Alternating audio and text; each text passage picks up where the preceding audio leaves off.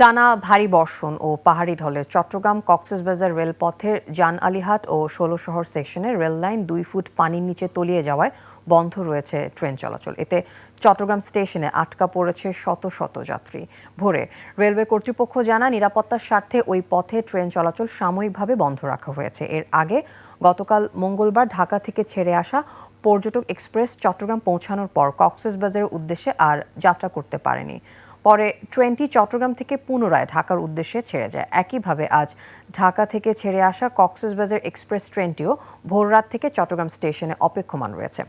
এদিকে চট্টগ্রামে ৪৩ বছরের রেকর্ড ভেঙে একদিনে ৩৯৪ মিলিমিটার বৃষ্টি হয়েছে। পাহাড় ও দেয়াল ধসে ৩ জনের মৃত্যু এবং রোহিঙ্গা শিবিরে ১৯৩টি ধসের খবর পাওয়া গেছে। অন্যদিকে ময়মনসিংহে ৮.৫ ঘন্টায় ১৭৪ মিলিমিটার বৃষ্টিপাতে নগরীর রাস্তাঘাট ও ঘরবাড়ি তলিয়ে গেছে, যা চলতি বছরের সর্বোচ্চ।